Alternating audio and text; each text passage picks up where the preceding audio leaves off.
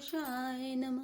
कुशल प्राणी प्रिय बंधु तो रामाय कहो कहीं देस्य रामा सुनी सने साने वचन रामा बाजे बहुरी नरेस्य रामा दीन दयाल विरज संभारे रौनाते मम संकट बारे। अर्थात हमारे प्राणों से प्यारे दोनों भाई कहिए सकुशल तो हैं और वे किस देश में हैं। स्नेह से सने ये वचन सुनकर राजा ने फिर से चिट्ठी पढ़ी। सुनी पाती पुल के दो भ्राता देख सने समाते न गाता प्रीति पुनीत भरत के देखी सकल सभा सुखी लय विशेषी। अर्थात चिट्ठी सुनकर दोनों भाई पुलकित हो गए। स्नेह इतना अधिक हो गया कि वह शरीर में समाता नहीं। भरत जी का पवित्र प्रेम देखकर सारी सभा ने विशेष सुख पाया। तब नृपदूत निकट बैठा रे मधुर मनोहर वचन उचारे भैया कहो कुशल दो बारे तुमनी के निज नयन निहारे। अर्थात तब राजा दूतों को पास बैठाकर मन को हरने वाले मीठे वचन बोले, भैया कहो दोनों बच्चे कुशलता से तो हैं, तुमने अपनी आंखों से उन्हें अच्छी तरह देखा है ना। श्यामल गौर इधर धनु भाता भय किशोर कौशिक मुनि साथा पहचानो तुम गहो स्वभाव प्रेम पे बस पुनि पुनि कह राओ। अर्थात सांवले और गोरे शरीर वाले वे धनुष और तरकस धारण किए रहते हैं, किशोर अवस्था है, विश्वामित्र मुनि के साथ हैं, तुम उनको पहचानते तो हो, उनका स्वभाव बताओ। राजा प्रेम के विशेष बस होने से बार बार इस प्रकार कह पूछ रहे हैं। जा दिन ते मुनि गए लवाए तब ते आज सांची सुधु पाए कहो विदेह कबन विधि जाने सुनि प्रिय वचन दूत मुस्काने। अर्थात भैया जिस दिन से मुनि उन्हें लिवा ले गए तब से आज ही हमने सच्ची खबर पाई है। कहो तो महाराज जनक ने उन्हें कैसे पहचाना। ये प्रिय प्रेम भरे वचन सुनकर दूत मुस्कुराए। सुनो मही पति मुकुट मणि रामा तुम्हें समय धन्य न कहो सिया रामा राम लखन जिनके तने रामा विश्व विभूषण दो सिया रामा दीन दयाल विरध संभारे हरौनाते मम संकट भारे। अर्थात दूतों ने कहा, हे राजाओं के मुकुट मणि सुनिए, आपके समान धन्य और कोई नहीं है, जिनके राम लक्ष्मण जैसे पुत्र हैं, जो दोनों विश्व के विभूषण हैं। पूछने जो गुण तने तुम्हारे पुरुष सिंधु त्यों पुरोज आरे जिनके जस प्रताप के आगे शशि मलिन रवि शीतल लागे। अर्थात आपके पुत्र पूछने योग्य नहीं है, वे पुरुष से तीनों लोकों के प्रकाश स्वरूप हैं, जिनके यश के आगे चंद्रमा मलिन और प्रताप के आगे सूर्य शीतल लगता है।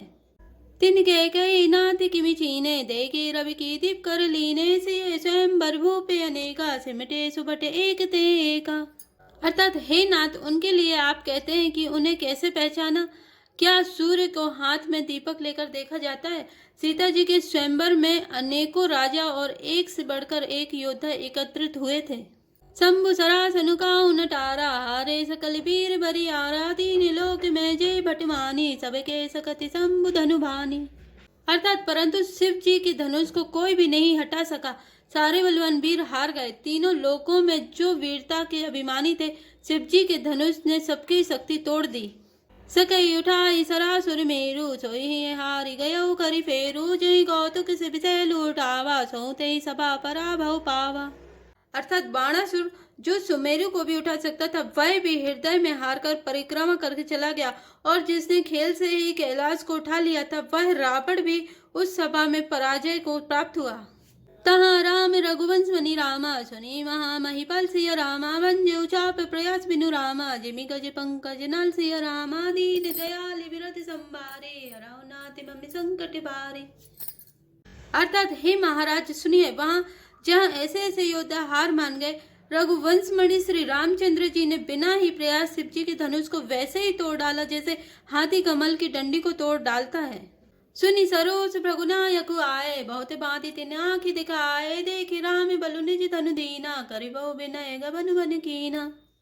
अर्थात धनुष टूटने की बात सुनकर परशुराम जी क्रोध भरे आए और उन्होंने बहुत प्रकार से आंखें दिखलाई। अंत में उन्होंने भी श्री रामचंद्र जी का बल देकर उन्हें अपना धनुष दे दिया और बहुत प्रकार से विनती करके वन को गमन किया। राजन राम अतुल बल जैसे तेज निदान लखन पुनित ऐसे कंपई भूप विलोकत जाके जिमि गजे हरि किशोर के ताके। अर्थात हे राजन, जैसे श्री रामचंद्र जी अतुलनीय बली हैं, वैसे ही तेज निधान फिर लक्ष्मण जी भी हैं, जिनके देखने मात्र से राजा लोग ऐसे कांप उठते हैं जैसे हाथी सिंह के बच्चों के ताकने से कांप उठते हैं। देव देखी तब बालक दो अब न आँखि तरे आवत को दूत वचन रचना प्रिय लागी प्रेम प्रताप वीर रस पागी। अर्थात हे देव, आपके दोनों बालकों को देखने के बाद अब आंखों के नीचे कोई आता ही नहीं। हमारी दृष्टि पर कोई चढ़ता ही नहीं। प्रेम प्रताप और वीर रस में पगी हुई दूतों की वचन रचना सबको बहुत प्रिय लगी। सभा समेत राव अनुरागे दूतन देन निछावरे लागे कही अनीत ते मुंदई काना धर्म विचारी सबई सुकुमाना। अर्थात सभा सहित राजा प्रेम में मग्न हो गए और दूतों को निछावर देने लगे। उन्हें निछावर देते देखकर यह नीति विरुद्ध है ऐसा कहकर दूत अपने हाथों से कान मूंदने लगे। धर्म को विचार कर उनका धर्मयुक्त वर्ताव देखकर सभी ने सुख माना। तब उठी भूप वशिष्ठ कहु रामा दीनी पत्रिका जय सिया रामा कथा सुनाए गुरई सब रामा सादर दूत बुलाई सिया रामा दीन दयाल विरद संभारे रघुनाथ मम संकट भारे। अर्थात तब राजा ने उठकर वशिष्ठ जी के पास जाकर उन्हें पत्रिका दी और आदर पूर्वक दूतों को बुलाकर सारी कथा गुरुजी को सुना दी। सुनी बोले गुरु अति सुख पाए पुण्य पुरुष कहु मई सुख छाए जिमि सरिता सागर महु जाए जत पिता ही काम नाहि। अर्थात सब समाचार सुनकर और अत्यंत सुख पाकर गुरु बोले पुण्यात्मा पुरुष के लिए पृथ्वी सुखों से छाई हुई है। जैसे नदियां समुद्र में जाती हैं यद्यपि समुद्र को नदी की कामना नहीं होती। तिमि सुख संपत्ति भी नहीं बुलाए धर्मशील पहि जाहि सुभाए तुम्हें गुरु भी प्रधीन सुर सेवी तसी पुनीत कौशल्या देवी। अर्थात वैसे ही सुख और संपत्ति बिना ही बुलाए स्वाभाविक ही धर्मात्मा पुरुष के पास जाती है। तुम जैसे गुरु ब्राह्मण गाय और देवता की सेवा करने वाले हो वैसे ही पवित्र कौशल्या देवी भी हैं। सुकृति तुम समान जग माए बहु न है को होने नाए तुम ते अधिक पुण्य बढ़का के राजन राम सरस सुत जाके। अर्थात तुम्हारे समान पुण्यात्मा जगत में ना कोई हुआ ना है और ना होने का ही है। हे राजन तुमसे अधिक पुण्य और किसका होगा जिसके राम सरी के पुत्र हैं। वीर विनीत धर्म व्रत धारे गुण सागर बरबालक चारे तुम कह सर्व काल कल्याणा सजसु बरात बजाय निशाना। अर्थात और जिसके चारों बालक वीर विनम्र धर्म का व्रत धारण करने वाले और गुणों के सुंदर समुद्र हैं तुम्हारे लिए सभी कालों में कल्याण है। अतएव डंका बजाकर बारात सजाओ। चलो बेगी सुनी गुरु बचन रामा भले नाथ सिरुनाई सिया रामा भूपति गवन भवन तब रामा दूत ने वासुदेवाय सिया रामा दीन दयाल विरद संभारे रघुनाथ मम संकट भारे। अर्थात और जल्दी चलो। गुरुजी के ऐसे वचन सुनकर हे नाथ बहुत अच्छा कहकर और सिर नवाकर तथा दूतों को डेरा दिलवाकर राजा महल में गए। राजा सपुर निवासी बुलाए जनक पत्रिका बाची सुनाए सुनि संदेश सकल हर्षाने अपर कथा सब भूप बखानी। अर्थात राजा ने सारे रनिवास को बुलाकर जनक जी की पत्रिका बांचकर सुनाई।